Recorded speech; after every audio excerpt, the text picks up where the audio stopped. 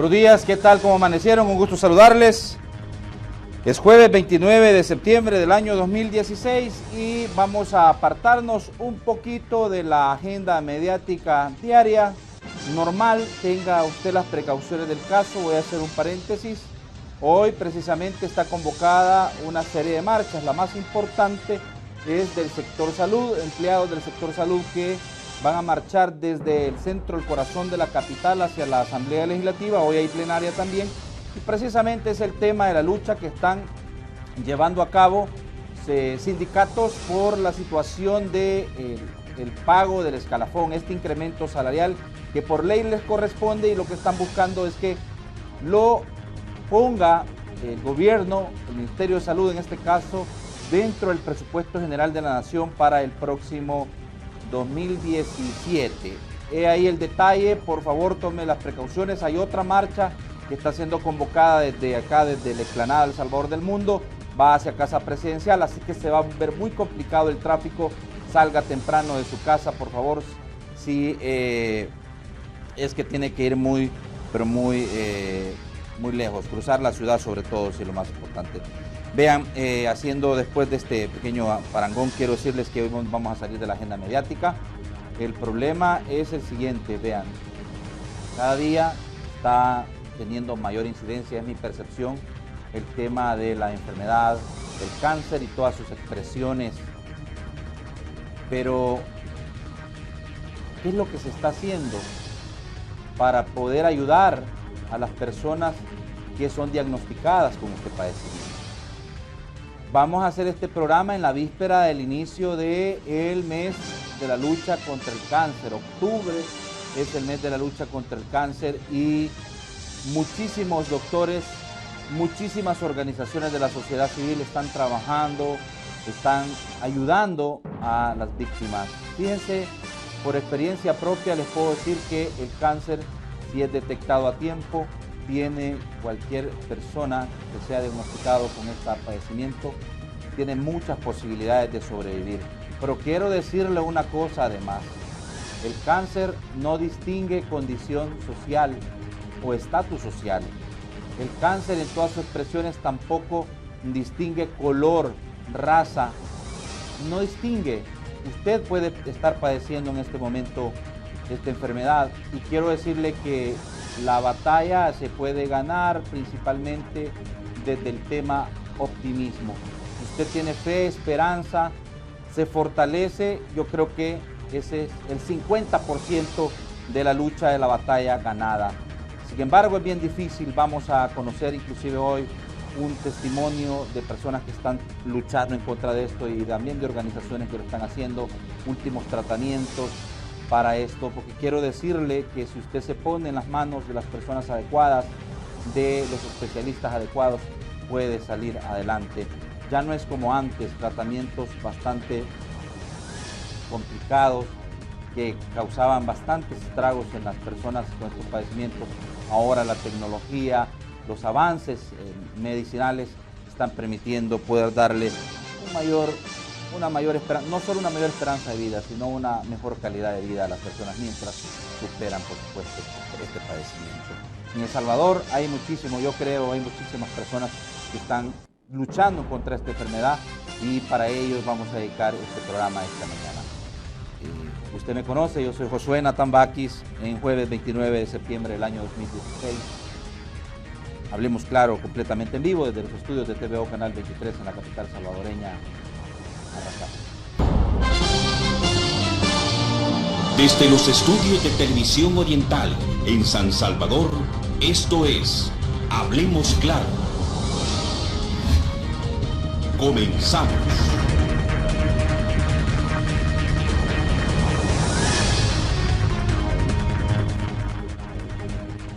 Bueno,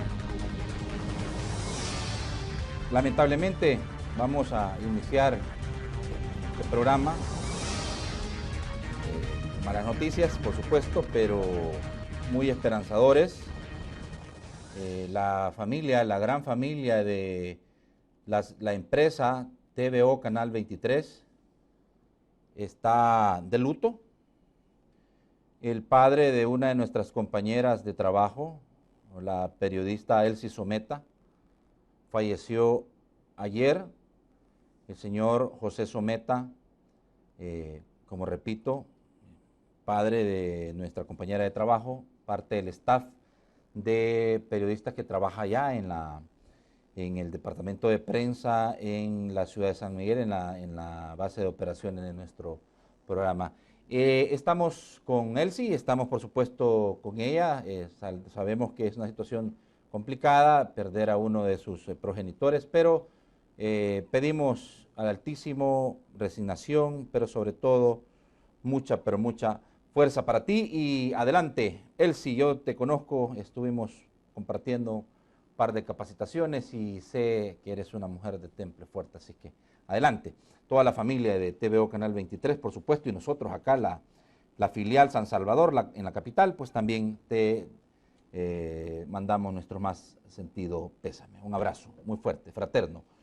Bien, recordarles nada más que las redes sociales están habilitadas a partir de este momento, aparecerán en pantalla, el Twitter, por supuesto, el Facebook también, y más adelante nuestro sello que nos caracteriza y que nos identifica y que nos distingue del resto de programas de esta naturaleza por la mañana, segmento de opinión ciudadana, 22630023 y 22649179. También quiero recordarle que estamos en una alianza estratégica con el periódico Michero, este matutino de amplia circulación y de gran aceptación a nivel nacional. Ahí encuentra un breve resumen de la entrevista de martes a sábado y ¿qué es lo más importante? Lo más importante es que si usted se perdió algo de la entrevista ayer, el análisis semanal sobre el estado de la nación, va y lo busca en el periódico Michero y ahí lo encuentra. Y de paso pues se informa de manera rápida, como dice el eslogan de Michero, de manera rápida, pero a solo 25 centavos, sin tanta vuelta, así es. A ver, esta mañana están con nosotros y me da muchísimo gusto poder saludarlo. Doctor Finlander Rosales, oncólogo clínico, él es también presidente de Clínica Oncológica y Cancer Research. Por cierto, doctor, quiero felicitarlo. Ayer estuvieron ya lanzando este ambicioso proyecto que le va a permitir a las personas, a quienes busquen ayuda, por supuesto, tener todos los servicios en un solo lugar. Ese es como el sentido, como el espíritu de este proyecto que ustedes lanzaron el día de ayer, que están acá por el sector de la Masferrer. Bienvenido, doctor Finlander. Gracias por la invitación y esperamos poder apoyarles en todas las preguntas que tenga la población. Y de hecho sí, el día de ayer se inauguró el Centro de Clínicas, Clínica Oncológica en Cancer Research, donde se concentran 8 especialistas en cáncer, cirujanos oncólogos, oncólogos radioterapeutas, quimioterapia, oncólogos clínicos, cirujanos cardiotorácicos, oncólogos, todos enfocados en el manejo multidisciplinario, en el manejo en equipo, para poder ofrecer a la población con cáncer un tratamiento oportuno, un diagnóstico oportuno y mejorar sus expectativas de cura y calidad de vida. Un tratamiento integral, pero debo de decirlo, los doctores vienen trabajando, este grupo de 8 doctores vienen trabajando desde hace años.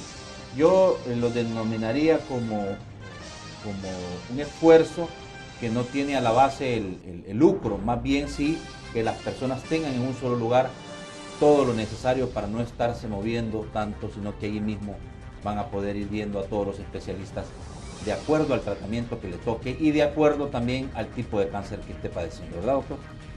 Así es, de hecho cada uno de los integrantes del equipo tienen su trayectoria, tienen su experiencia, muchos de ellos más de 20 años de estar liderando el manejo de cáncer en el país.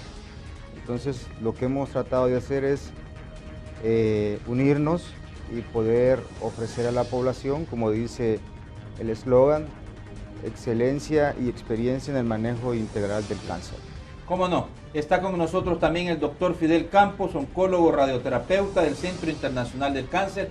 Me da muchísimo gusto, un doctor joven que está trabajando también desde hace rato, conociendo estas realidades y dando esperanza, ¿verdad?, a la población que está a las familias que están en medio de situaciones tan delicadas como es enfrentar un diagnóstico de cáncer.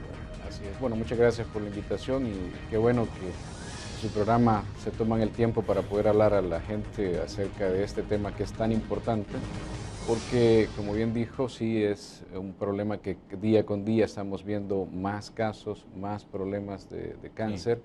Pero si detectamos a tiempo, en esfuerzos conjuntos, este esfuerzo de informar a la población es importantísimo, sí. Porque pueden darse cuenta de qué cosas hacer para poder encontrarlo temprano y en algunos casos incluso hasta prevenirlo, que eso es un punto vital también para poder sí. enfrentar este problema de cáncer. Sí. Más adelante se va a unir a ustedes a la ingeniero Marcela Carrillo, fundadora y directora ejecutiva de Edificando Vidas, personas sobrevivientes del cáncer. A esta fundación orgullosamente pertenece mi esposa, que fue diagnosticada hace 7 meses con cáncer de mama y a Dios gracias pues hemos salido adelante. Y también va a estar con nosotros en la microonda Katia Contreras. Es sobreviviente de cáncer de mama bilateral y voluntaria de la Fundación Edificando Vidas. Conocer estos testimonios nos ayudan a entender la realidad de una situación que no es fácil, que es difícil, en la que se involucra todo el círculo familiar, pero que con esfuerzo, con optimismo, con fe, con esperanza, se puede salir adelante. Bueno, doctor Finlander, a ver, empezando tal vez por conocer la incidencia que está teniendo el cáncer en nuestro país y cuál en cuál de sus expresiones más es el cáncer de mama, es cáncer hepático o cuál, desde la experiencia que ustedes han acumulado. Bien, la incidencia de cáncer en El Salvador en las últimas décadas, en los últimos años, siempre se había caracterizado por, en el caso de la población femenina, ser la primera causa el cáncer de cervix, cervicouterino. Pero en los últimos años, como que hay una tendencia a dar un giro esta incidencia. Por ejemplo, si nosotros nos vamos al registro de tumores del Instituto del Cáncer y del Hospital Nacional Maternidad, lo más seguro es que la primera causa en incidencia de cáncer continúe siendo el cervicouterino, aunque en el Hospital Nacional de la Mujer o Maternidad creo que la tendencia es a cambiar, porque cada vez se ve más cáncer de mama. Pero si nos vamos a la población que consulta al Hospital de Oncología del Seguro Social, nos damos cuenta que el cáncer cervicouterino ya no ocupa el primer lugar, sino el cáncer de mama. Me van a decir ustedes, pero ¿cómo es posible que en estas dos instituciones sea ese cambio en incidencia de cáncer? Es sencillo, porque la población que acude al Hospital de Oncología del Seguro Social es una población con un poquito mayor de conocimiento, una población de clase media, que consultan a tiempo ante cualquier enfermedad o ante cualquier nódulo que se encuentren en el cuerpo. En cambio, por el otro lado, a estas instituciones del Ministerio de Salud, nuestra población que consulta ya llega tardíamente y llega con enfermedades más avanzadas, y en el caso del cervicouterino, que es más típico cuando la mujer no se hace su chequeo citológico, su chequeo de screening, llega y se detecta este cáncer en ese tipo de población. Entonces ahí vemos cómo hay diferencia entre estos dos grupos de población. O sea, tiene que ver entonces, sin duda alguna, doctor Fidel, con el tema de es decir, tú te lo puedes palpar. Y el otro, el cervicouterino, es un poquito más complicado su detección, necesita de análisis, pero hay ciertas sintomatologías que evidencian que hay algo que no está bien. Sí, bueno, el cáncer de cervix, y a eso me refería al principio cuando hablaba de tal vez sí podemos hacer un poquito más sencillo para la gente. Sí. ¿De qué hablamos cuando decimos cervix? El cervix es una parte de eso es importante también hacer la diferenciación. Lo que comúnmente se conoce como matriz o el útero en la mujer, al final, en la parte final del útero, es la parte que está hacia la vagina, hacia el órgano femenino.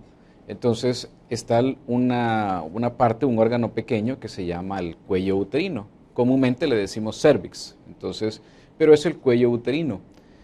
Entonces el cuello uterino fácilmente puede contaminarse a través de la vagina por diferentes bacterias, virus, y el mayor problema relacionado con el cáncer de cervix o del cuello uterino es que puede haber el virus del papiloma humano, puede convertirse con el tiempo, si esa infección no se trata, puede convertirse y con un porcentaje bien alto, hasta de un 90% de los casos de infección de virus de papiloma humano son causados por este virus, el cáncer de cervix.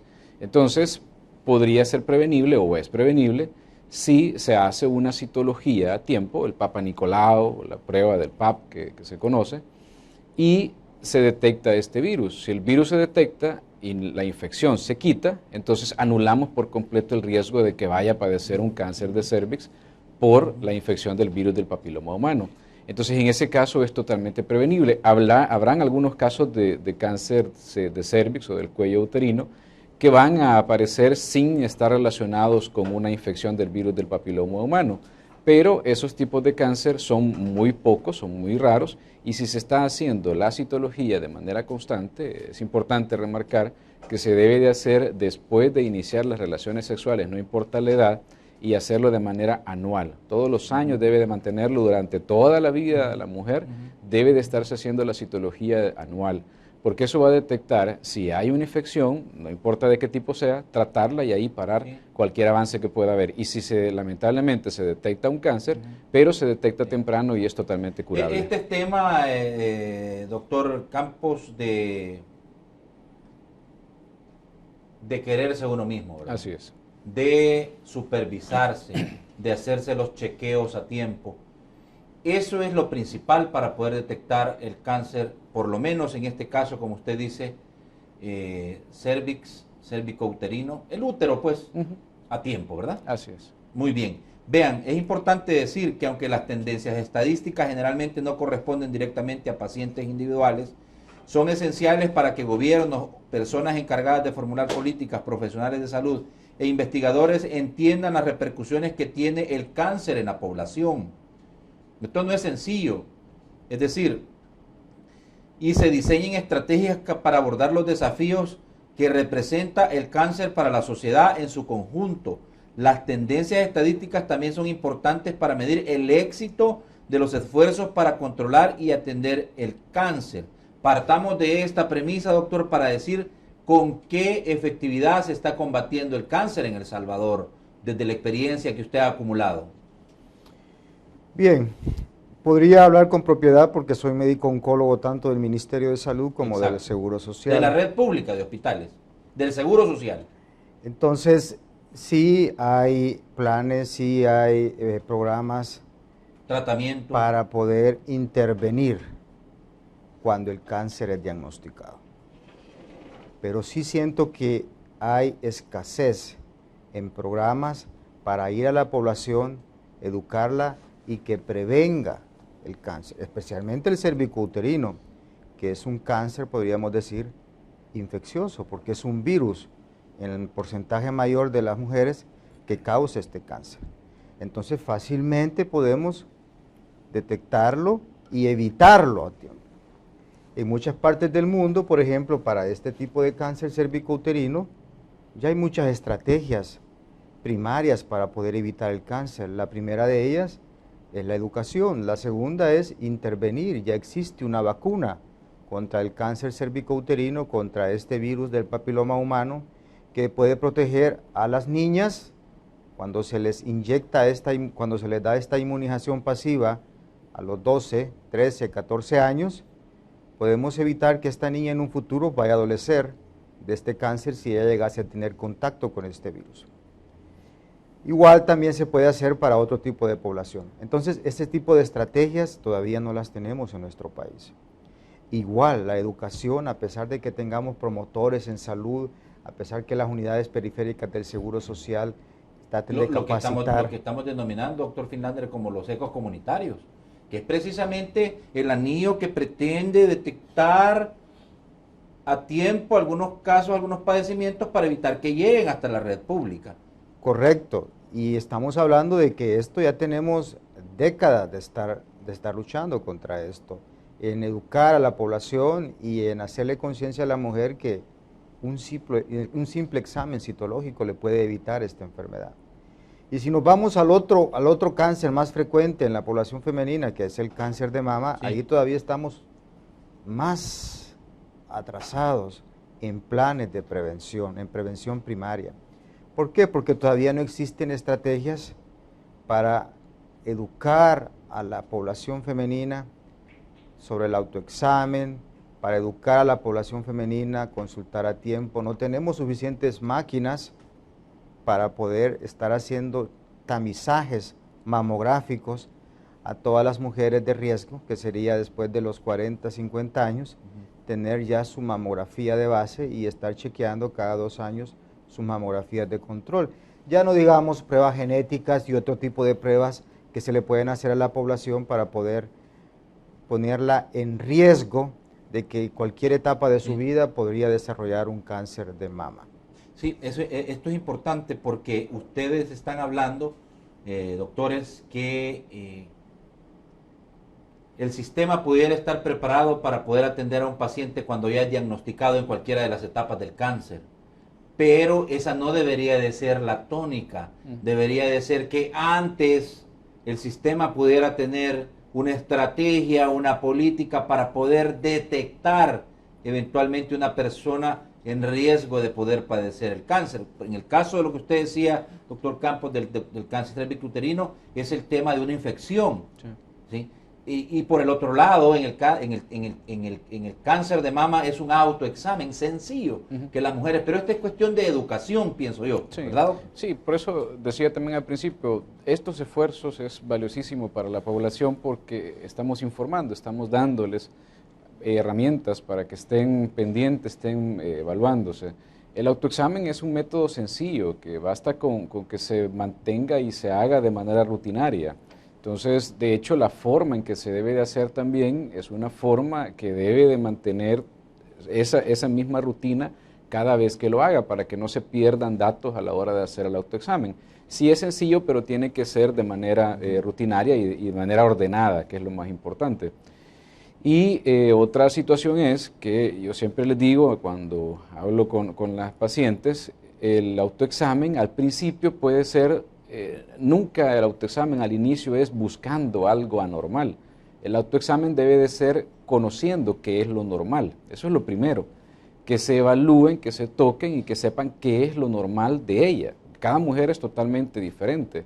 Entonces, en muchos casos, incluso la curiosidad de la mujer, el hecho de que se examinaba y conoce su cuerpo, fácilmente logra detectar pequeñas diferencias. Y esas pequeñas diferencias son grandes diferencias a la hora de que se va a hacer un diagnóstico y un tratamiento, porque se puede encontrar por ese autoexamen que se hizo en la mujer, lesiones muy chiquititas que van a poder quitarse, van a curar por completo al paciente, y probablemente no vayan a necesitar tratamientos que sean prolongados o molestos a veces. Entonces, eso es importante. Entonces, conocerse primero con el autoexamen para poder después encontrar cualquier anormalidad y si encuentra alguna normalidad, inmediatamente consultar al médico. ¿Quién mejor que la misma persona para conocer su cuerpo, para entender su cuerpo, para poder autoexaminar su cuerpo? Pero yo creo que también, como dicen ustedes, eso falta tal vez de educación, falta de concientización, pero no solo eso. Me preocupa un poco, el doctor Campos, lo que nos señala el doctor Finlander, que obviamente está a día metido en el sistema público, pero también en el privado, conociendo de estas realidades, y entonces quiere decir que sí haría falta de parte, porque yo siento, no sé, ustedes me lo dirán, doctores, que la medicina preventiva es muchísimo más barata. Sí.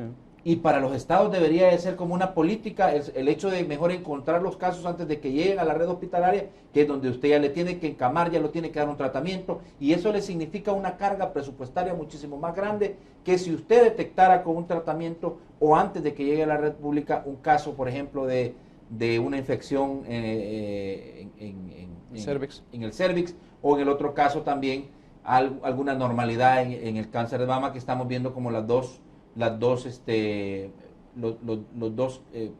padecimientos más frecuentes en el país. Ajá. Sí, ese es importantísimo. Sí es, obviamente, a nivel de Estado, y eso ya hay estudios que evalúan y comparan cuánto es el costo de hacer un programa de prevención, que obviamente va a llevar algún costo que no ha de ser poco, depende mucho de cada sociedad, pero en muchos países esa evaluación ya se hizo y se sabe de que si se hace una prevención, todos esos gastos que se hagan, pero que se hagan de manera muy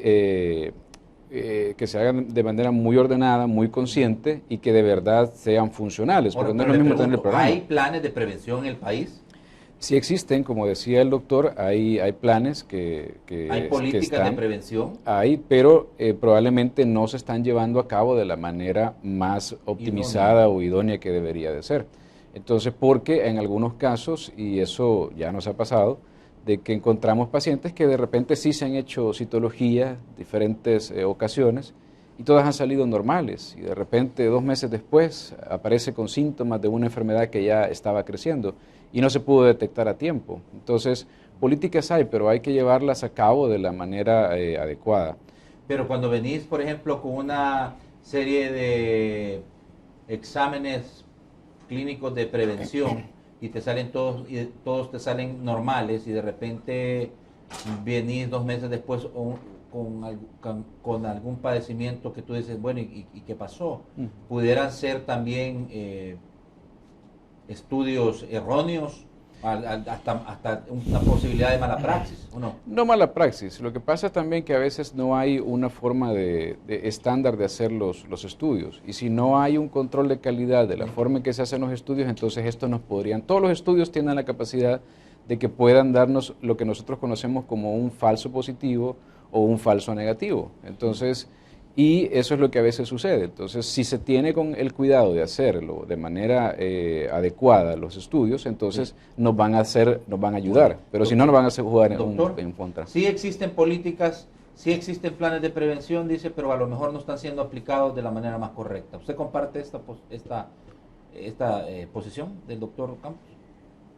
Una política nacional de cáncer no hay, porque una política nacional de cáncer sería sentar a los actores más importantes en el manejo de cáncer del Seguro Social, Ministerio de Salud, Hospital Militar, que es otra población grande, Magisterio, que también tiene su sistema de salud. Entonces, sentar a todos los actores y comenzar a consensar cómo hacer para poder ejecutar claramente planes de prevención en cáncer. Eso no lo vemos en nuestro país. Probablemente aisladamente lo hace el Seguro Social y aisladamente lo hace el Ministerio de Salud con programas y planes para tratar de evitar el cáncer. Pero cuando hablamos de política, una política nacional de cáncer, no la tenemos tristemente en el país. Entonces cada quien actúa por su lado. El Seguro Social, yo sé que está haciendo mucho trabajo en implementar en las unidades periféricas sistemas de vigilancia en cáncer y detección temprana en cáncer. Igual escucho que el Ministerio de Salud lo hace a nivel de las unidades de salud y los actores comunales que van a las comunidades, las comunitarias, también lo están haciendo, pero cuando tú estás sentado en un hospital de 3er nivel y comienzas a recibir la población, te das cuenta que probablemente estos planes les falta algo más. Porque están llegando hasta Porque están llegando y no llegan con enfermedades en etapas tempranas, llegan con etapas en enfermedades avanzadas. Cuando ya uno lo más que queda simplemente es paliar eso, darle para síntomas y nos quedamos cortos porque no podemos ayudarle a la población a poder superar su enfermedad de cáncer. Lo ideal sería recibir a estos pacientes en etapas tempranas. Entonces todavía no hemos pasado, no hemos superado la fase intervencional del cáncer, que en muchos países eso ya es historia y hoy están trabajando más en lo que es prevención en cáncer. En definitivo, y fíjense qué importante lo que ustedes nos dicen, porque desde mi punto de vista, y lo voy a insistir, lo voy a decir hasta la saciedad, es muchísimo más barato para un país con tantas necesidades como el nuestro, que, como usted dice, doctor, estas personas que llegan y que ya vamos a ver las estadísticas de cuántas personas están siendo, por lo menos ustedes están viendo todos los días en las diferentes facetas y en las diferentes áreas de trabajo que ustedes tienen. Fíjense que en el 2016, si pongan atención bien a este dato, es importante, se estiman que serán diagnosticadas 1.685.210 casos nuevos de cáncer. Solo esta cifra de cáncer solo en Estados Unidos, y 595.660 personas morirán por esta enfermedad. Se prevé que los cánceres más comunes en 2016 serán el cáncer de seno, cáncer de mama, y quiero decirles, caballeros, los caballeros no están exentos del cáncer de seno. Hay también, nosotros estamos también expuestos a poder padecer cáncer de mama, pues, ¿verdad? Como se le conoce comúnmente, el cáncer de pulmón y bronquios, el cáncer de próstata, el cáncer de colon y recto, el cáncer de vejiga, el melanoma de piel, el linfoma no Hodgkin, el cáncer de tiroides, el cáncer de riñón y pelvis renal, la leucemia, el cáncer de endometrio y el cáncer de páncreas. El número de casos nuevos de cáncer, incidencia del cáncer, es de 454,8 por cada 100.000 hombres y mujeres por año, con base en casos del 2008 y 2012. El número de muestras por cáncer de mortalidad por cáncer es de 171,2 por cada 100.000 hombres y mujeres para cada año, con base a datos de muerte de 2008-2012. Hago énfasis en esto porque imagínense ustedes la incidencia que está teniendo en países como los Estados Unidos, pero acá como estamos, ya vamos a revisar nosotros bien estos estadísticos, pero entramos, doctores, y es bueno lo que ustedes han acotado, es que se debe trabajar en una política, doctor, insistir en esto, doctor Finlander, en una política integral en donde todo el sistema de salud trabaje en una lucha para poder darle mayor calidad y esperanza de vida a la población, sobre todo cuando ya vimos todas las expresiones que puede tener el cáncer en nuestro cuerpo, ¿verdad? Así es. Es preocupante para la salud pública en el mundo, y de hecho ya lo pronunció la Organización Mundial de la Salud, que después de las enfermedades cardíacas, cáncer es el segundo en incidencia. Entonces pareciera que es una epidemia. De hecho, España, el Ministerio de Salud y el Ministerio de la Sanidad de España ha declarado que para ellos cáncer ya es una epidemia por las altas tasas de incidencia que están teniendo en ambas poblaciones. En el hombre, indiscutiblemente, las tres primeras causas de cáncer la número 1 es próstata, luego va pulmón y luego va colon. Y en las mujeres, el número 1 es mama, luego va pulmón y luego va colon. Solo para hacerles un poquito de historia, hace 2-3 décadas probablemente la enfermedad colorectal, el cáncer colorectal, era poco frecuente en la población. Muchos dicen que eran por los estilos de vida de hace décadas. Pero hoy en día, el cáncer de colon es la tercera causa en incidencia en la población, tanto en hombres como en mujeres. Entonces, ¿por qué será? Y si ustedes van a países orientales, hay 0 incidencia de cáncer colorectal. Y cuando venimos a los países occidentales, la incidencia incrementa notablemente, y como nuestro país de El Salvador tiene muchas prácticas de países occidentales, de ahí que hoy en día estemos viendo cada vez más incidencia de cáncer colorectal. Muy bien, vamos a ir a la primera pausa. Es importante esta primera etapa que hemos tenido, pero tenemos que ver estadísticas en el país, tratamientos. Pienso, doctor Finlander, doctor Campos, que a pesar de que una persona pueda ser diagnosticada con cáncer en una etapa bastante complicada o tardía, hay tratamientos para poder darle calidad de vida.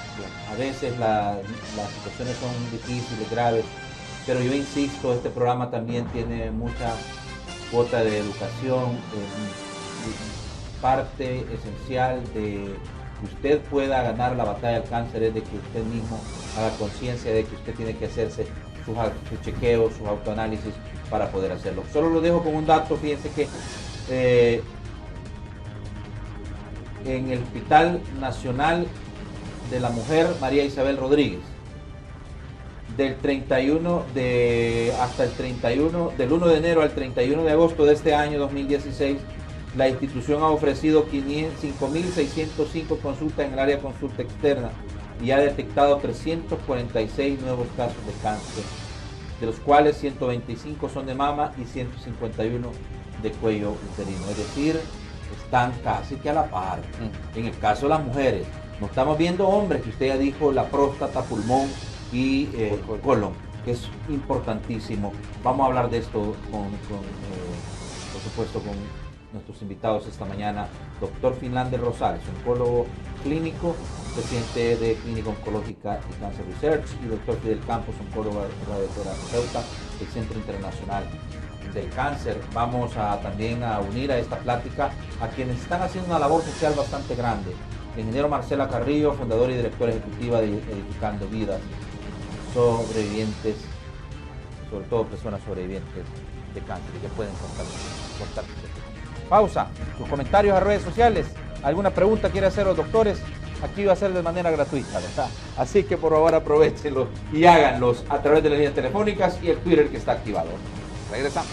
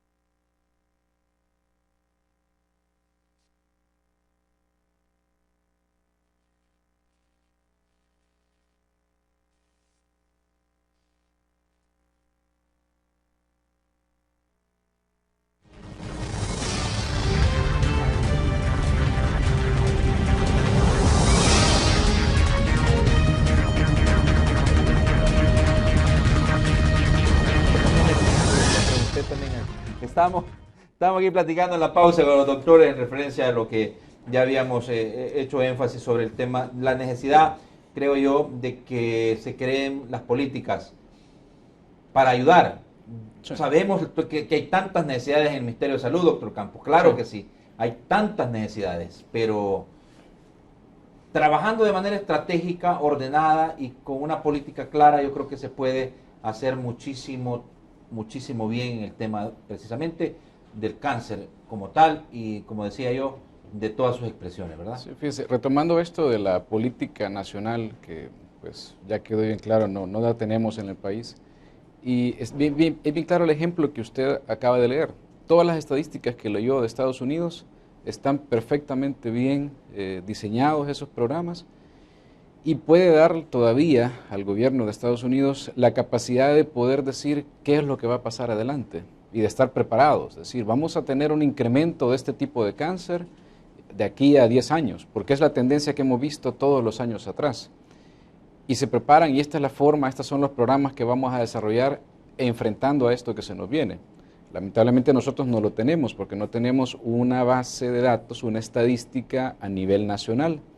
Como bien dijo el doctor, todos tenemos estadísticas en las instituciones donde estamos, pero están todas por separado y en cada lugar son totalmente diferentes las incidencias de los cáncer que hay, de la gente con cáncer que ahí consulta.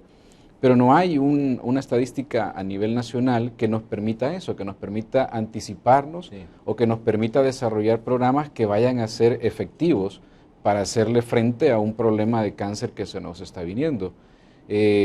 Sabemos por las experiencias que nosotros tenemos del día a día con los pacientes que estos tipos de cáncer son los más frecuentes en la mujer, pero puede ser que haya alguno que en estos momentos esté empezando a aumentarse su incidencia y no la estamos teniendo en cuenta y seguimos enfocados en los que tradicionalmente vemos con mucha frecuencia, pero puede ser que alguno se nos esté disparando y no lo veamos, y hayan políticas o hayan algunos tipos de estrategias que puedan prevenir que esto siga aumentando. Entonces no la tenemos, y eso es importante remarcarlo porque sí, es necesario que todos nos concienticemos y hagamos esfuerzos y para a nivel eso. de estadísticas, doctor, ¿cómo estamos? Porque ven ustedes qué bien manejadas están las estadísticas de países como Estados Unidos, pero nosotros a nivel de estadísticas, ¿cómo estamos? ¿Cómo estamos manejando? ¿Cómo estamos viendo el comportamiento? Porque digo, también el tener una radiografía, un panorama claro en ese sentido, le permite a usted también aplicar las mejores políticas. Así es, correcto. A nivel de estadística, bueno, te puedo decir con franca certeza de que para llevar una estadística el centro debe contar con una unidad que se llama registro de tumores. Y es el registro de tumores el encargado de llevar las estadísticas, los tipos de cáncer, cuántos han fallecido, cuántos nuevos llegan. Y en el país, que yo sepa, solo el Hospital de Oncología del Seguro Social tiene una unidad de registro de tumores. La torre oncológica. Sí, y el Instituto del Cáncer también tiene registro de donde trabaja tumores. el doctor Campos. De ahí, si tú quieres, por ejemplo, si yo quiero sacar una estadística del Hospital Rosales, de cuál es la incidencia, tengo que irme a la unidad de estadística, al archivo, o a ESDOMED que se le llama hoy, y tengo que comenzar a pelear con medio mundo para que me baje las estadísticas para ver cuántos consultaron este mes, cuántos no consultaron este mes, pero no tenemos un registro de tumores que nos diga en el año 2015 en el Hospital Nacional Rosales fallecieron tantos de cáncer de laringe, tantos de cáncer de melanoma, de astrocitoma en cerebro. No tenemos esas estadísticas. Cuesta, tiene que sentarse uno y comenzar. Entonces, eso es importante implementarlo en los hospitales de mayor impacto en cáncer. Los registros de tumores, para poder, en base a eso, hacer las políticas nacionales de cáncer, ¿verdad? Sí. Cuando usted se refiere al registro de tumores, se me viene a la mente que ustedes tienen que tener un Reporte. ¿Perdón? Un reporte. Un reporte, eso es. Un reporte de cada uno de los casos, ¿a eso se refiere? Correcto. Si usted, ¿Y de qué tipo de qué tipo de tumor, qué grado y ese tipo de cosas? Así es, si usted ve, la Organización Mundial de la Salud tiene una unidad que se llama GloboCan, que es la que va monitorizando el comportamiento de cáncer en diversas regiones y países del mundo. Y si entramos a El Salvador, a GloboCan, tenemos las estadísticas todavía del 2009, 2008, que a duras penas se sacan y tal vez con muchos datos falsos, ¿verdad? ¿Por qué? Porque no hay un lugar donde uno diga, necesito que me den las estadísticas del Ministerio de Salud de la incidencia anual de cáncer en el 2015. No las va a encontrar. Es difícil, porque no tenemos un registro nacional de tumores. Y esa es la partida, esa es la base para poder implementar políticas nacionales de salud en cáncer. Sí, muy bien. Bueno, pasemos a otro asunto que no es menos importante. Tratamientos en el país, el abordaje que se le está dando desde el punto de vista de que, por supuesto, creería yo que tal vez en esto sí se ha avanzado un poquito, ya no se están usando los mismos tratamientos que quizás se estaban utilizando días o años atrás. ¿Cómo estamos en eso, doctor Fernández? Bien, el tratamiento de cáncer ha cambiado notablemente en los últimos años, ¿verdad? El abordaje del tratamiento, el abordaje terapéutico es totalmente diferente y la tendencia es a seguir cambiando. Hasta hace unos 10 años los pilares fuertes en el tratamiento de cáncer eran la cirugía, la radiación y la quimioterapia. Hoy en día siguen siendo pilares fuertes, pero como cada vez se le va poniendo apellido y sobrenombre al cáncer, porque hay nuevas estrategias de diagnóstico patológico que nos ayudan a poder definir mejor un cáncer, entonces hay mayor cantidad de terapias que se dirigen contra todas esas expresiones que tiene la mayoría de cáncer. Por ejemplo, cáncer de mama, hoy no es solo decir cáncer canalicular de mama, tenemos que ver su estatus hormonal, tenemos que ver su estatus HER2, tenemos que ver su estatus de proliferación del cáncer, tenemos que ver una serie de datos para poder diseñar y planificar un tratamiento justamente para esa persona que sobreexpresa todos esos marcadores biomoleculares que quien los dice es el patólogo. Entonces, hoy se diseñan personalmente los tratamientos, no es que vamos a tirar un atarrayazo y antes se hacía de esa manera, antes era doctor. así, correcto. Antes era el mismo tratamiento para todos, porque la tecnología era muy escasa y no había posibilidades de poder. Digo, yo creo que parte del éxito de la esperanza de vida de muchas personas que, a pesar de haber sido diagnosticadas con un cáncer avanzado, es el tema de que le diseñan su tratamiento específicamente para esa persona, que tiene que ver, como usted dice, con el tema de hormonas y el tema de molecular en su organismo, ¿verdad? Así es, hoy es la medicina, es el tratamiento personalizado, ¿verdad? Pero es por eso, porque los patólogos nos ayudan grandemente a poder definir una serie de características biomoleculares de ese cáncer que padece ese hombre o esa mujer en diferentes tejidos. Y es en base a eso que uno desarrolla y diseña un plan de tratamiento, donde va implicado la radiación, va implicado el cirujano y va implicado el manejo sistémico, que el manejo sistémico hoy en día no solo es terapia citotóxica con quimioterapia.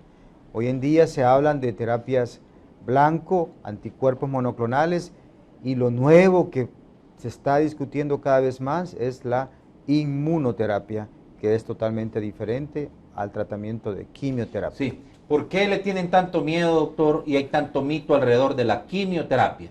La quimioterapia. Hay gente que dice, no, yo no me voy a hacer la quimioterapia porque ya me dijeron, gente que no sabe nada de esto.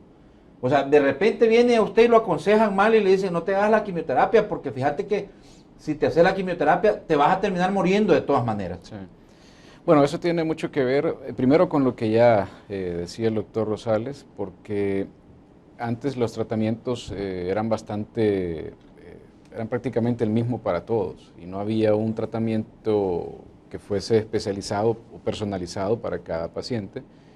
Y a veces eso llegaba, en algunos casos, a que hubiera falla en el tratamiento, porque estaba recibiendo un tratamiento que probablemente no era el específico para esta persona y después de algún par de meses, hasta entonces se daba cuenta que no era el adecuado, entonces en ese momento hacer un cambio no es lo ideal y por lo general no resulta bien. Pero otra cosa que en mi experiencia lo he visto mucho también y que es parte de lo que se comenta, que al iniciar el tratamiento, pues eso le aceleró su muerte. Pero no tiene mucho que ver con los tratamientos, porque los tratamientos cuando los personalizan, cuando se hacen, se busca específicamente la dosis y el tiempo en el que el paciente lo va a recibir, por lo general no llegan a dar complicaciones que vayan a ser mortales. En algunos casos hay algunas molestias que los pacientes sufren, pero no en ese sentido. Pero lo que sucedía y lo que a mí me ha tocado ver en algunos casos, lo que hablábamos desde el principio, anteriormente en nuestro país, lamentablemente encontrábamos los pacientes con grados avanzados de cáncer y en esos grados obviamente en algunos de los casos va a ser difícil que los podamos rescatar, aún usemos todas las estrategias de tratamiento, ya sean de quimioterapia, cirugía o radiación. Entonces no es que acelerara el proceso, sino lo que pasa es que no lográbamos detenerlos porque no había una forma de hacerlo cuando ya había un grado avanzado de cáncer. Y si no buscábamos el tratamiento específico, entonces iba a ser difícil que lo detuviéramos y el cáncer seguía su curso natural. Entonces, esa es muchas de las razones que suceden. Ahora, con los tratamientos que se tienen, con las nuevas tecnologías, incluso los cánceres avanzados se logra detener bastante y es lo que nosotros hablamos de, en algunos casos, paliar el problema del cáncer. No dejar que este avance, que lleve su curso natural, sino detenerlo, frenarlo y quitarle muchas de las molestias que este cáncer le está provocando. ¿Y cuáles son las etapas, doctores? ¿Cuál es la etapa, doctor Finlander, del cáncer? Digamos, ya dijimos que en una etapa temprana de autoanálisis o de análisis o de exámenes clínicos usted puede detectar el tema del cáncer cérvico uterino, que es en la matriz, por supuesto, pero además el cáncer de mama, que es un poco más sencillo por el autoexamen que se puede hacer la mujer. Pero en las etapas, cuando ustedes dicen una etapa avanzada, por ejemplo, y ¿qué se puede hacer en los grados o en las etapas que esto tiene? Sí, oncológicamente hablando, nosotros siempre clasificamos la enfermedad en diversas etapas. desde la etapa 1, que es la etapa más temprana de la enfermedad, hasta la etapa 4, que es cuando ya la enfermedad está avanzada. En cada una de las etapas uno puede diseñar el tratamiento específico para ese paciente, ya sea comenzar con quimioterapia o iniciar con la cirugía y luego intervenir la radiación o intervenir la quimioterapia. Dependiendo de las etapas, así es como uno puede diseñar un programa de tratamiento. Cuando el doctor decía que tristemente en los hospitales a veces, tenemos que decirlo, pero es lamentable que recibimos, si usted se sienta en la consulta del Hospital Rosales, la mayoría de personas que llegan son pacientes en etapas avanzadas. Entonces, al oncólogo, ¿qué le queda en esas etapas? Tratar de ver cómo rescata y cómo hace un poco de paliación en ese paciente, y las estrategias que tenemos es la quimioterapia, y de ahí que la gente extrapola que si este paciente entró al hospital y se le puso la quimio y falleció, entonces a mí también me puede pasar lo mismo, pero es dependiendo y lo relacionan con la quimioterapia. Correcto, pero es dependiendo de los estadios, y por eso es que mucho de la población está equivocada. Ahora, es cierto, los tratamientos de quimioterapia con medicamentos citotóxicos sí tienen muchos eventos adversos, que tratamos de evitarlos la mayoría de veces, pero quiérase o no, siempre van a adolecer de 2 o 3 eventos adversos que no dejan de molestar a las personas. Pero en la actualidad, las terapias dirigidas y la inmunoterapia son más específicas a un punto clave de esa célula de cáncer que está tratando de invadir los tejidos de esa persona. Entonces, cuando usted dirige a ese punto clave la terapia, los eventos adversos son menores. Existen siempre, pero son menores. Pero estamos tratando ya dirigidamente una enfermedad, y de esa forma podemos controlar y curar mejor. Fíjense que hay un tema, el tema del famoso carboplatino, que un tratamiento pero muy común en el pasado, pero que era bastante perjudicial para los síntomas adversos, para las secuelas. Pero parece que eso está cambiando, ¿verdad? Que están utilizando otros tratamientos de quimioterapia, otros tratamientos, inclusive dándole algunos medicamentos para que la gente pueda tener o suavizar los efectos adversos, ¿verdad? Hablemos de la quimioterapia, porque hay tanto mito urbano alrededor de la quimioterapia, pero hay que decirle a la gente que también la quimioterapia es importante, porque si usted se pone en las manos adecuadas, con el experto en medicina adecuado, con el médico adecuado, usted puede tener esperanza de sobrevivir a pesar de que el diagnóstico sea tardío, doctor. Sí, bien, la quimioterapia es el manejo sistémico del cáncer. En cáncer tenemos tratamientos locales y tratamientos sistémicos.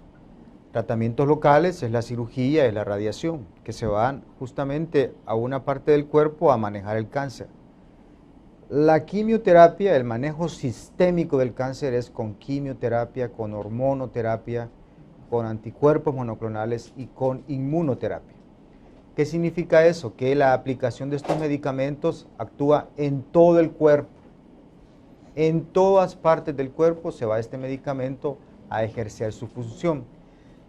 Pero en el caso de la quimioterapia no es específico el tratamiento, porque así como afecta a células cancerosas, también afecta a células sanas. Células sanas que tienen un crecimiento similar que las células del cáncer. Entonces de ahí que hay muchos pacientes que pierden el pelo, muchos pacientes que quedan estériles, que les afecta su mucosa oral, su mucosa intestinal, les afecta su piel, sus uñas, porque son tejidos que tienen un crecimiento similar a las células del cáncer.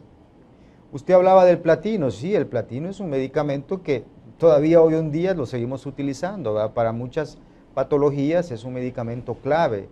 Comenzamos con el cisplatino, que era un medicamento bastante efectivo en el caso de cáncer de cabeza y cuello, cáncer de pulmón, cáncer de ovario, pero sí es nefrotóxico, es neurotóxico, y muchas pacientes quedan con secuelas para toda la vida debido a ese medicamento. Entonces se hizo otra sal similar al cisplatino, que es el carboplatino, que es un poco menos nefrotóxico, y en la actualidad hay otra sal que se llama oxaliplatino, que es un poco más noble, su perfil de toxicidad es un poco diferente a los primeros.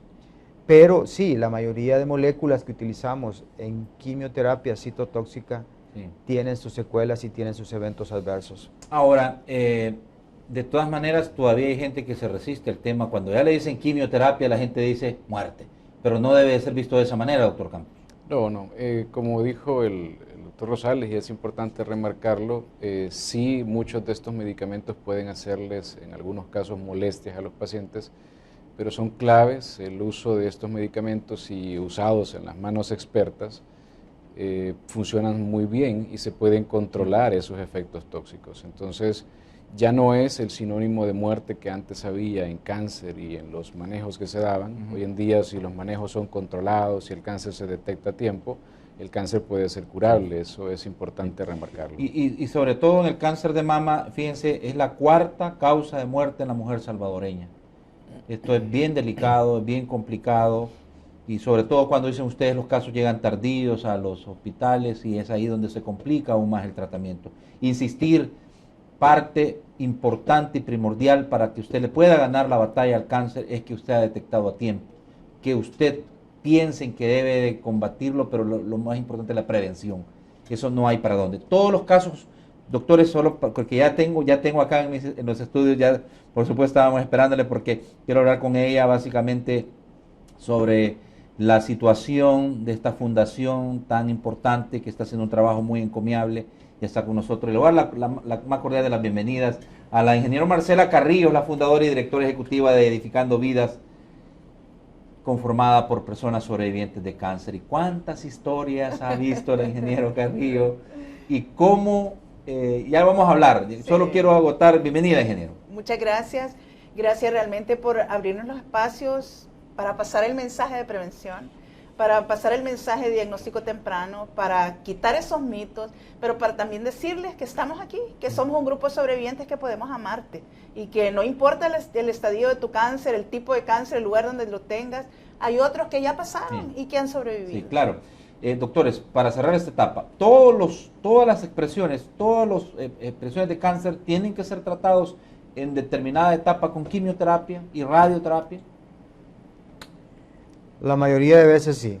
En casos excepcionales, en etapa temprana o en cáncer in situ o una etapa 1, uno puede tratar de obviar el tratamiento, pero en la mayoría de casos, ya etapa 2, 3, 4, siempre la quimioterapia es un pilar fuerte para el manejo integral y llegar a curar, si queremos llegar a curar este cáncer, así como lo es la radiación y la cirugía. Pero sí, casi en todas las etapas de cualquier cáncer siempre vamos a tener que utilizar el manejo sistémico de la enfermedad con estos medicamentos. Y bueno, lo otro que es importante destacar es que en el caso del cáncer de mama, la cirugía es muy importante. Muchos pueden ver esto como un tema de quizá mutilación, se ve de esa manera, pues, pero es importante, doctores, se llaman mastectomías radicales con extracción de ganglios. En algunos casos hay mujeres que pierden hasta sus 2 mamas. ¿Por qué esto es así, doctor? Bien, la mastectomía puede ser el abordaje inicial o el abordaje secuencial de la paciente con cáncer de mama. La tendencia en la actualidad es a ir a conservar el seno, ¿verdad? Y no ser tan mutilantes, porque sí hay nuevas opciones de tratamiento que nos pueden hacer conservar el seno en una paciente cuando uno desde el principio comienza a ver los marcadores biomoleculares de ese cáncer. Si yo diagnostico tempranamente un cáncer, pero veo que el cáncer es triple negativo, un cáncer de mama triple negativo, indiscutiblemente, lo primero que yo voy a hacer es recomendarle a esa paciente, hágase la mastectomía radical modificada. Triple negativo es de los más agresivos, ¿verdad? Correcto. Pero si yo tengo a una paciente que en su diagnóstico inicial con biopsia me llega y es un cáncer de mama que sobreexpresa 100% sus hormonas, yo le puedo decir a esta paciente con bases científicas y medicina basada en la evidencia, démosle este tratamiento, que conserven buena parte de su seno y luego seguimos manipulándola por muchos años con bloqueadores hormonales y de esa forma logramos que la paciente no sea mutilada. Pero si la paciente por sus características biomoleculares del cáncer tiene que ser sometida a una mastectomía, tenemos también las opciones de reconstrucción, que es un abordaje que tiene que ser siempre propuesto a la paciente, porque toda paciente que es expuesta a estas opciones quirúrgicas bastante castrantes, tiene que ofrecerles opciones también de reconstrucción. Entonces las pacientes pueden reconstruírsele sus senos. Hay muchas alternativas de cómo reconstruir sus senos y que la paciente sienta nuevamente no alterada su anatomía normal, ¿verdad? Sí, y en definitiva el autoestima de las mujeres, ¿verdad? Con una situación tan delicada como esta, yo lo he vivido en carne propia y sé de qué estamos hablando. Marcela, ¿cuántas historias de ustedes en la Fundación Edificando Vidas y qué parte o qué papel juega el tema de la autoestima en una paciente que ha sido diagnosticada con cáncer o en un paciente que ha sido diagnosticado con cáncer para poder ganar la batalla de esta enfermedad? Bueno, es indispensable realmente amarse. Eso es lo primero. Con senos o sin senos, sigo siendo mujer, sigo siendo la esencia de Dios, así me creó Dios, ¿verdad? Pero no debemos abandonarnos. Si yo soy una mujer, usted me ve ahorita, yo vengo maquillada, vengo peinada, vengo olorosa. Esa es parte de la autoestima, ¿verdad? Porque hay mujeres que deciden, y lo hablo con propiedad, ya le voy a contar por qué, deciden esperar la muerte en su cama. En el hecho de muerte, y deciden, no, ¿para qué me voy a poner quimio? Si se me va a caer el cabello, me van a quitar los senos, me voy a ver horrible, y entonces voy a hacer sufrir a mi familia. Esa es la primera excusa. Me voy que a morir tienen. de todas maneras. Sí, de todas maneras me voy a morir. Pero yo tengo la obligación por mí misma, por mis hijos, por mi esposo y por la sociedad, de seguir siendo quien soy. El cáncer no te quita habilidades cognitivas. Tú, si yo, por ejemplo, yo soy ingeniero y me diagnosticaron con cáncer, yo seguí trabajando, sin pelo, seguí trabajando. Sin embargo, decidí buscar la mejor opción de la calvicie. Por ejemplo, yo no soy una mujer, por mi mismo carácter, que decidió usar peluca. Nunca usé peluca, sentía que me moría. Decidió mostrar sí, mi calvicie. Su calvicie. Sí, y yo dije, bueno, este es un look que jamás hubiera decidido tener en mis 5 cabales, ¿verdad? Pero voy a sacarle provecho. Pero mire, Marcela, la interrumpo. Sí, dígame. ¿Sabe por qué? Porque en esta sociedad es tan injusta, Claro. es tan ignorante, voy a decirlo y voy a utilizar ese término tan duro, que cuando ven a una persona calva, la discriminan. Sí, a eso iba. Se alejan, creen que esta persona le va a contagiar. Es bien, pero bien difícil y es hasta, uno no puede dejar de molestarse cuando ve esas expresiones en la calle de cómo discriminan a una persona que necesita amor, que necesita apoyo. Fíjense que nosotros trabajamos muchísimo en eso y a ese punto iba. Yo decidí no usar peluca, pero decidí sacarle provecho a ese nuevo look. Aprendí a maquillarme, a usar collares lindos, a ponerme blusas con revuelos para que la atención se centrara en otro ámbito, no en la calvicie. Entonces, sin embargo, debido a mi actitud y demás, sin embargo, en mi trabajo yo era la cancerosa. Díganle a la cancerosa no sé cuánto. Traigan a la cabeza borrador no sé qué. ¿Por qué tenemos nosotros que humillar al que está luchando doblemente una batalla por la vida? ¿Por qué nosotros no respetamos la decisión del otro de no cubrirse la cabeza porque no le da la gana? ¿Por qué nosotros tenemos que darle una carga adicional si esta persona, la paciente que está sufriendo de cáncer, está luchando por seguir viva, no por ser bonita, está luchando por vivir, ¿verdad? Y por otro lado, también quisiera aprovechar el espacio para hacer un llamado a los jefes de los pacientes con cáncer. Los pacientes con cáncer, hombres y mujeres, sufren cambios físicos drásticos, pero eso no limita tu calidad de ser humano. Tú sigues siendo ser humano, tú sigues teniendo sentimientos, mereces respeto, tienes sueños, tienes hijos, tienes familia, tienes deseo de ser amado y respetado e incluido en la sociedad, ¿verdad? En el caso mío, como les repito, en mi caso dijeron, ay no, ya no le demos carga, pobrecita, está enferma.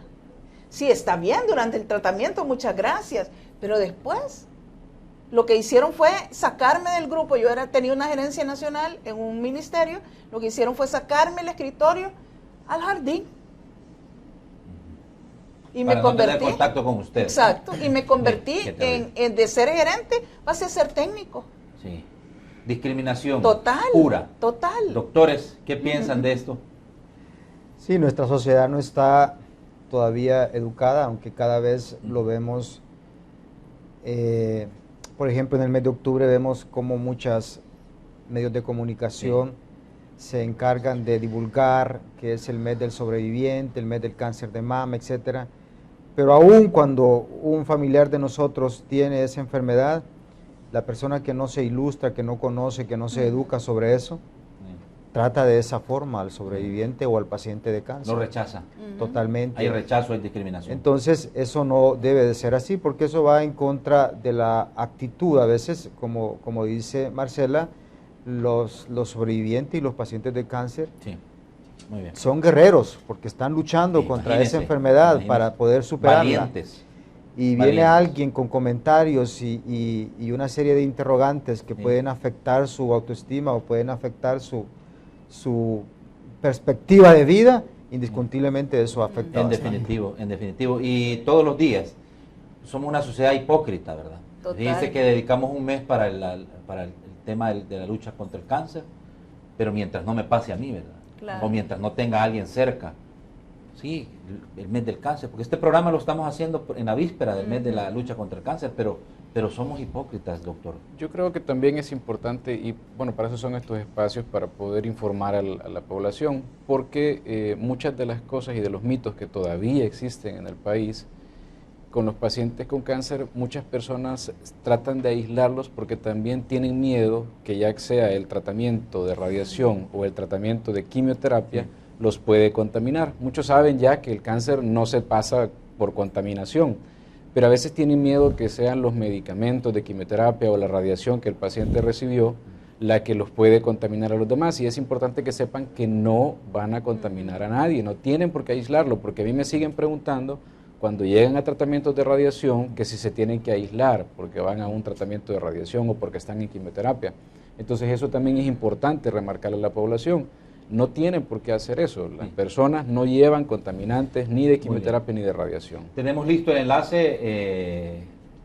Muy bien. Fíjense que en este mismo tema de ilustrar un poco qué es esto, y yo sí, de verdad les digo, les soy honesto, le doy gracias a Dios por haberme puesto en medio de esta situación, que nos ha hecho más fuertes, que nos ha unido como familia, y que yo todos los días veo una mujer valiente al lado mío. Amén. Y que ha logrado vencer esta situación. Por cierto, le manda saludos, doctor, me dice, dele saludos al doctor, que es mi radioterapista, ella está pendiente de todo. Pero Katia Contreras, sobreviviente de cáncer de mama bilateral y voluntaria de la Fundación Edificando Vidas, te doy la más cordial de las bienvenidas, y tú eres un ejemplo viviente de que, y un ejemplo tremendo, me voy a quedar con esa palabra que dice la ingeniero Marcela, de que esto se puede vencer, de que con actitud, con fe, con esperanza, y tú lo has logrado y eres una de las que has logrado vencer esta enfermedad. Por favor, ilústranos, edúcanos con tu caso. Hola, buenos días y gracias por el espacio. Yo soy sobreviviente de cáncer de mama bilateral, es un HER2 positivo, grado 3, además con una metástasis en pulmones, hígado, costillas, pelvis y brazos. Y pues, ¿qué puedo decir? La gloria es para Dios, yo estoy sana, recibí mi tratamiento, pero fue un diagnóstico prácticamente terminal. A mi familia le dijeron, prepárense, son 2-3 meses de vida. y tengo 1 año y medio de sobrevivencia. ¿Y qué puedo decir? Sí atribuimos mucho a los medicamentos, a la atención oportuna, ¿verdad? Que en su momento me brindaron en el seguro, a mis oncólogos, pero más que todo, la victoria sobre el cáncer se la debo a Dios, a la fuerza que Él me dio para poder seguir, a la fuerza que Él me dio y al amor para mis hijos, que fue lo que a mí me llevó pues a luchar, a pesar del el estado en el que yo estuve en ese momento, pulmones colapsados, casi 100% de agua. Yo no fui mastectomizada porque el cáncer se comió todo mi seno izquierdo. Eran dolores terribles donde tuvieron que usar morfina, pero estoy aquí glorificando a Dios y contándole a las mujeres que están ahí viéndonos de que se puede vencer el cáncer, que es muy importante que se autoexaminen. En mi caso, por el miedo, por los mitos, yo no consulté a tiempo. Cuando yo llegué me dijeron ya no hay que hacer, prácticamente no había opción de operar, no había opción de recibir una radioterapia y la quimioterapia era la única opción, con la limitante de que la primera quimioterapia me podía llevar, porque mi condición física no era estable. Pero decidiste correr el riesgo y te daban 3 meses de vida y llevas ya... Me diagnosticaron en abril del año 2015. Ajá. Llevo 1 año y medio de sobrevivencia y yo me siento sana. Mis exámenes están libres. Todo lo que en su momento apuntaba a metástasis está libre. Los tumores se fueron. Entonces, realmente es un milagro de Dios. Pero tomaste la decisión correcta. Y esto yo quiero que lo remarquemos, Katia. Tomaste la decisión correcta, que es ponerte en las manos de los expertos. Así es. Confiar en tus médicos, dejar a un lado los mitos, dejar a un lado los consejos de los que te decían, te vas a morir en la primera quimioterapia, claro, cuando has sido diagnosticada, porque Katia tenía un tumor más grande que una naranja en su seno, y ves ahora cómo estás tú, y te ves muy guapa, te ves muy llena de vida, gracias, te ves muy optimista, que es lo más importante. Claro. Hablemos por favor de eso. Eso es lo importante, pues. En su momento, como te comentaba, yo me descuidé de mi salud, pero cuando voy y consulto, a pesar de la condición en la que tenía, decidí ponerme en las manos de mis oncólogos, que por cierto tuve la bendición que fueran muy buenos oncólogos a los cuales yo podía consultar cada síntoma, qué es lo que iba a pasar con la quimioterapia. Me dieron toda la confianza, me dieron el amor, que eso es algo bien importante para una paciente o un paciente con cáncer. La confianza que se tenga con el oncólogo, porque realmente es algo que afecta enormemente el no tener esa confianza, mi oncólogo me decía, entre tú y yo tenemos que ser como una familia, en donde tengamos la confianza de hablar y de evacuar cualquier duda, porque yo me he topado con pacientes en los cuales no tienen esta oportunidad de poder evacuar dudas y tener la confianza con su oncólogo. Entonces a mí eso me llenó, pero enormemente, parte de mis ganas de luchar, de que mi oncólogo me dijo, aunque no hay muchas opciones, vamos a luchar, saque fuerzas de donde no las hay. Entonces yo decidí luchar, creer en la medicina, en el médico y en el médico de médicos y salir adelante. ¿Cómo no? Exactamente. Y qué increíble, me he quedado hasta con pasmado, por no decir, del testimonio de esta valiente mujer. Metástasis. En todos lados. En todos lados. Prácticamente 0 esperanza de vida. Condenada a morir. Y aquí la tenemos, hablando con nosotros de manera exclusiva, y yo creo que esto es lo más importante, y este tipo de testimonios son los que hay que potenciar. ¿Qué opina, doctor? De este caso en particular. La actitud en el paciente es importantísima, ¿verdad? Para uno de oncólogo no es lo mismo recibir una paciente frustrada, muerta en vida, que una paciente que está decidida a seguir continuando con su proyecto de vida y decidida a superar esa etapa en la que va a iniciar su tratamiento. Eso es importante para el oncólogo, doctor, porque ahí tiene que ver el sistema inmunológico, que hoy en día es el futuro del tratamiento de cáncer. Ella tenía metástasis, doctor, en todo su cuerpo. Ella está hablando de Y cuando hablamos de metástasis, que el cáncer se ha regado a todo su cuerpo. Es correcto, ella está hablando de un tipo de cáncer que es uno de los más agresivos en mama, HER2 positivo. HER2 positivo. Es una población alrededor del 25% de las mujeres de cáncer de mama que sabemos que ese cáncer va a ser agresivo y la mayoría de veces debuta con metástasis en todas partes del cuerpo. ¿Qué es lo que tiene que hacer el oncólogo y la institución donde esa paciente consulta? Darle el tratamiento adecuado para ese tipo de cáncer. ¿Y cuál es el tratamiento adecuado? Bloquear esa sobreexpresión HER2 con medicamentos especiales como Herceptin, Perjeta, Kadcyla, que pueden ayudar a llegar a este tiempo de sobrevida a las pacientes. Vamos a ir a la pausa.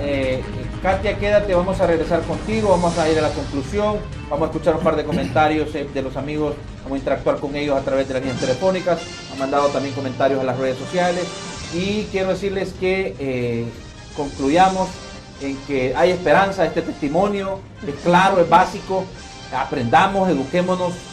Hay esperanzas, pero hay que hacer las cosas bien y sobre todo llenarse de optimismo. Como dice, es la mejor estimulación del sistema inmunológico. Pausa, regresamos.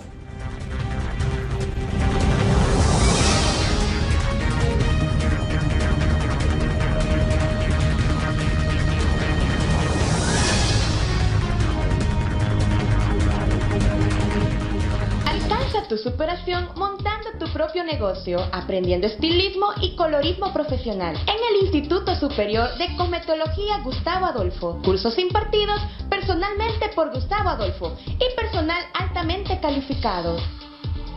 Infórmate al 2515-0459 y 2124-0174 y consulta por nuestros horarios.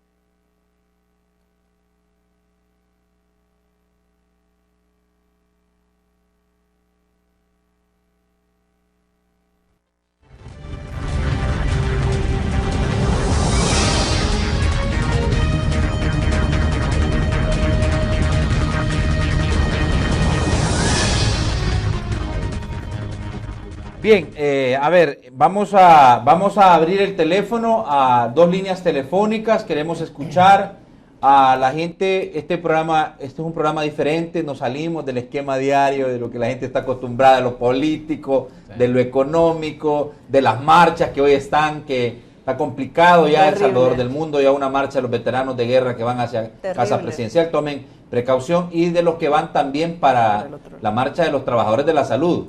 No van a andar por ahí ustedes, doctor. Buenos días, su comentario, y ¿de dónde me llama? Hola, José, de aquí de San Salvador. Adelante. Un saludo ahí a tus panelistas. Ajá. Excelente, excelente el programa que tenés ahora. Te felicito porque ya lo salimos de la política. Exacto, gracias. Fíjate que te voy a contar una historia. Ajá. Mi esposa trabaja en salud. Sí. Entonces, ella trabaja en el Instituto del Cáncer. Entonces, y una gente desde Oriente vinieron aquí a San Salvador y no tenían a dónde dormir. Sí. Y mi esposa, ella es licenciada en enfermería y le ayudó a la señora. Y cuando ella le salía muy carísimo, y entonces a venirse para San Salvador, aquí, mi esposa, nosotros en la casa le dimos posada. José, yo lloré no conociendo a esa persona cómo sufría las quimioterapias en la noche, cómo le dolía. Por eso digo yo, el que vence el cáncer es que tiene a Dios en su corazón. Porque el cáncer, yo gracias a Dios, mi familia, nadie ha padecido de eso, pero a esa señora la tuve yo en la casa 15 días y no me dolió darle de mi corazón lo más bello, porque yo donde yo aprendí que la enfermedad del cáncer, las mamás que padecen de eso, que Dios me las guarde y me las proteja y me le guíe y me le dé fuerza a la hora de un dolor de eso. Pasa buen día y el 19 de octubre se celebra el Día del Cáncer de la Mama. Por eso estamos haciendo este programa, un poquito dándole el preámbulo, y además que la agenda de los doctores va a estar bien complicada, de la misma fundación que vienen con muchas cosas, pero qué bueno salirnos del esquema y hacer estos programas que son educativos, instruyen, orientan. Eso es lo más importante, eso es lo más importante. Vean ustedes, el cáncer en sus diferentes expresiones se puede vencer, pero hay que poner muchísimo de su parte. Eso está claro, ¿verdad, ingeniero? Creo que son cosas básicas. Primero, ser obediente. No, es que a mí el doctor me ha dado que me tome 5 pastillas, pero me voy a tomar 4. Eso es igual que no tomes nada. El ciclo del tratamiento no se cumple. No, es que yo ya hice 3 quimios y ya me siento bien, entonces ya no voy a ir a la 4ª. Normalmente los tratamientos son de entre 6 y 8 quimioterapias, depende del tipo de cáncer. Mínimo 6. Mínimo. Y que en el 4º dicen, no, yo ya no voy a ir porque yo ya me siento bien. Viera que ya mis exámenes salieron a 0. Y te lo digo por experiencia propia, porque cuando yo recibí mis exámenes a 0... Y mire, y viene, cuando se decide hacer eso, caprichosamente, adaptar a nuestra conveniencia el tratamiento que el médico te está dando, ten por seguro que viene una recaída. Así es. Y viene lo que le llaman, doctores, es este tema de resistencia. Y después esto es más grave, ¿verdad? Por ejemplo, yo cuando llegué a mi 4ª quimioterapia le dije a la doctora, si ya mis exámenes están a 0, yo llegué con 145,000 unidades de la gonadotropina coriónica humana. Yo sé que hablo en ruso para los que no conocen esto, pero es un examen específico para cáncer de ovarios, que era el que yo tenía, y yo llegué con 145,000 unidades, o sea, explotada de cáncer, ¿verdad? Tenía un tumor de 5,5 libras en mi ovario derecho y 7 metástasis en intestino delgado. Obviamente tuvieron que remover todos los órganos reproductores, pero también 1,5 metros de intestino delgado.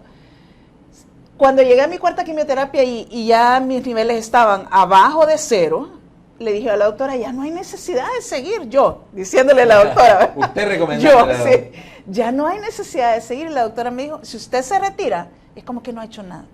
Claro. Y vamos a volver a empezar. Interrumpe el tratamiento. Sí, y te digo, al principio yo escuchaba que hablaban de los efectos secundarios.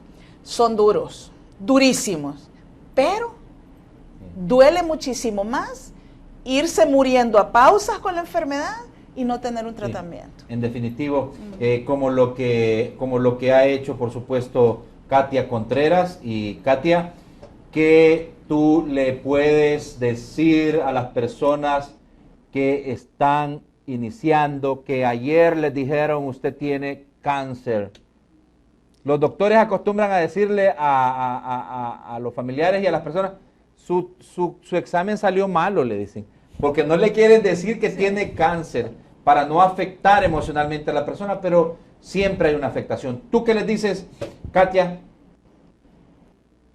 Bueno, para mí lo primero sería no teman, crean solamente en Dios, en el médico, y pues si te dicen te vas a morir, lucha hasta el último aliento que Dios te dé, porque de donde te diagnostican hasta donde Dios te lleva pasan muchas cosas, y el diagnóstico del médico no es el mismo diagnóstico de Dios, pero tenés que, uno, orar, depositarte en las manos de Dios y seguir tu tratamiento con constancia, como lo decía Marcela. Yo hasta el momento, como les comentaba, mis exámenes están limpios, pero yo no he terminado mi tratamiento. Llevo 19 dosis ya cumplidas del trastuzumab, el Herceptin, y voy por más. Y yo Háblanos en español, por favor. Del tratamiento que estoy recibiendo, se llama trastuzumab. Ok. Entonces, Ya nos van a decir los doctores de qué es. Yo aún lo sigo. Me habían dicho, son 18 dosis, las veía lejanas y ya cumplí 18 dosis e inicié un ciclo más de 6. Y yo digo, hasta donde el médico me diga ya, voy a seguir, porque si es necesario para mantener la sanidad que ahora tengo, claro que lo voy a hacer. Pero obviamente, como tú dices, el diagnóstico del médico no es el diagnóstico del médico de médicos, que es nuestro Señor Jesucristo, pero van los dos de la mano. Hay que ser honestos en eso. Exacto. Así es. Doctores, ¿qué dicen, qué dicen ustedes de lo que dice Katia? ¿Tenemos llamado? Aló. Buenos días, adelante con su comentario. José. Adelante. Sí, de aquí en El Salvador. Adelante. Adelante. Lo más lindo, mira, José, el cáncer es como una persona sí, que te come, pero siempre tenés, oye bien, el sabio de sabios, el doctor de doctores, que es Dios. Me encanta la persona que tenés en ¿cómo se llama eso? En televisión abierta. En la microondas, sí. En microondas, mira, ella tiene a Dios en su corazón, se le nota. Qué lindo es que invites a esa persona, José, sí, ahí al canal. Sí. Se siente la bendición hablar con sentir a esa persona frente, diciendo de que de verdad ella está luchando, pero lleva a la mano derecha a Dios. Muy bien. Y a ti también, José, que Dios te bendiga, y a los tres panelistas que están ahí, guárdenmelo y sean sabios, y digamos la verdad siempre, para no dañar más tarde a una persona, como dice ella. Gracias. Buenos días. Muy amable, sí. Doctores, qué importante el testimonio de Katia, ¿verdad? Así es. Katia, ella puede vivir muchos años, pero va a estar siempre con su tratamiento, porque ella ha dicho que es HER2 positiva. Y tenemos que estarle bloqueando esa sobreexpresión de su cáncer que puede hacer que la enfermedad sea metastásica. Esa población de cáncer, que es alrededor del 25%, hoy en día, antes su expectancia de vida era 6 meses, hoy en día con los tratamientos pueden durar años y años y años, pero siempre bloqueando su sobreexpresión. Y hoy en día tenemos muchos medicamentos, no solo el Herceptin, que ella dice que están aplicando el pertuzumab. Si ella bajo Herceptin desarrolla una metástasis, está el Perjeta, el pertuzumab. Y si bajo esos dos tratamientos desarrolla metástasis, está el TDM1, que es el Capsayla. O sea, tienen muchas opciones. Ella tiene un buen futuro, pero siempre tiene que estar de la mano de su hospital oncológico y de su oncólogo para continuar con los tratamientos que ella tiene que recibir. Muy bien, doctor, conclusiones. Hay una parte más que sí me gustaría remarcar para la población en general, y es acerca de cuando se detecta un cáncer avanzado. Entonces muchas personas ya lo ven como una etapa terminal y piensan que ya no hay nada que hacer y no quieren llegar a un tratamiento. Y una de las cosas que yo les he comentado en muchos casos es de que nosotros como médicos, nosotros conocemos las estadísticas y sabemos las estadísticas qué es lo que puede pasar cuando una enfermedad está avanzada, pero no sabemos qué le va a pasar a esa persona a la que se le va a dar el tratamiento. Y puede ser que esa persona esté dentro de las estadísticas buenas y va a salir adelante. Entonces siempre es importante mantener la actitud buena frente al problema de cáncer. Voy a leer rápido 3 comentarios en redes sociales, en @elinformantex. Rafael Mengibre dice: Dios, médico, tratamiento, solidaridad, forman una actitud positiva y deseo de vivir. Desde luego necesitamos hospitales con recursos, dice. Y Rodemiro Mena dice: el diagnóstico temprano, dicen los médicos, pero en realidad es un calvario, es una parte que es uno para que hagan mamo, próstata y para Nicolau, dice. Traté de entender ahí un poco lo que decía. Y Jesús me hizo libre, dice: excelente tema, tengo 40 años, mi padre tiene cáncer prostático, ¿corro algún riesgo yo? ¿Y a qué edad puedo hacerme el examen? Les pregunta rápidamente, doctores. Bueno, el cáncer de próstata no tiene una relación familiar directa, entonces no es el problema de herencia familiar. El cáncer de próstata, todos los hombres tenemos un riesgo elevado de padecer cáncer de próstata más después de los 60 años. Por eso es importante el chequeo con el urólogo y el antígeno prostático.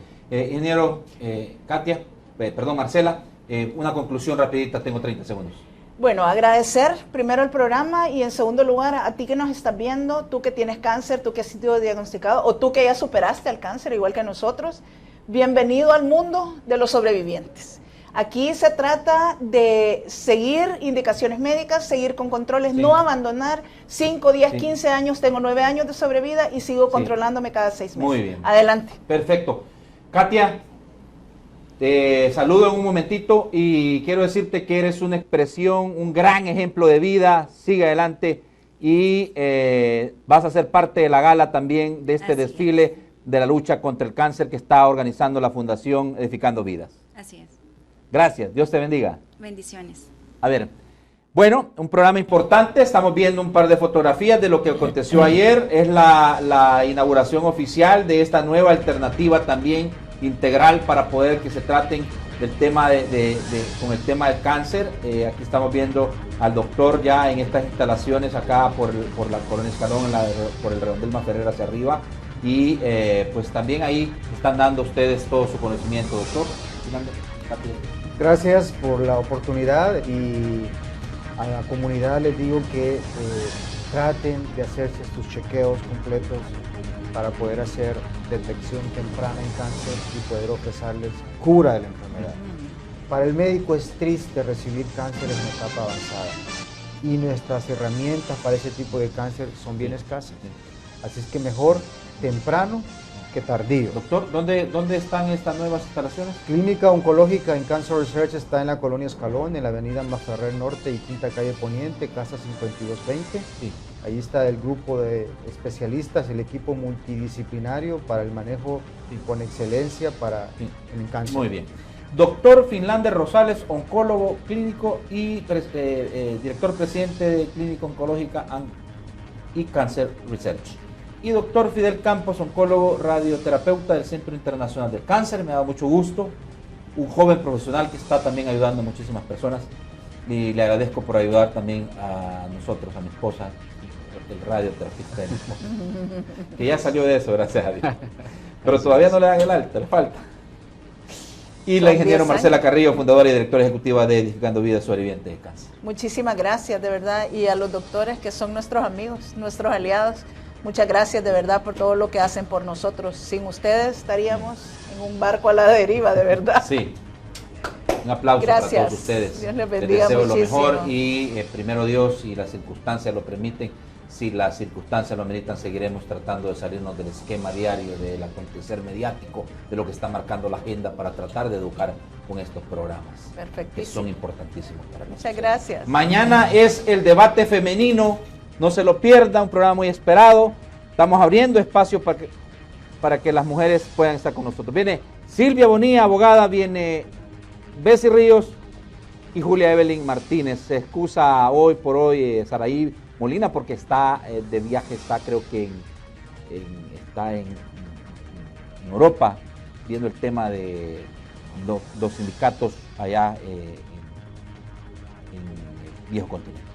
No hay tiempo para más. Siempre, como todas las mañanas le digo, por favor, piense, analice, tome las mejores decisiones, que para eso en la entrevista Hablemos Claro. Buenos días para todos.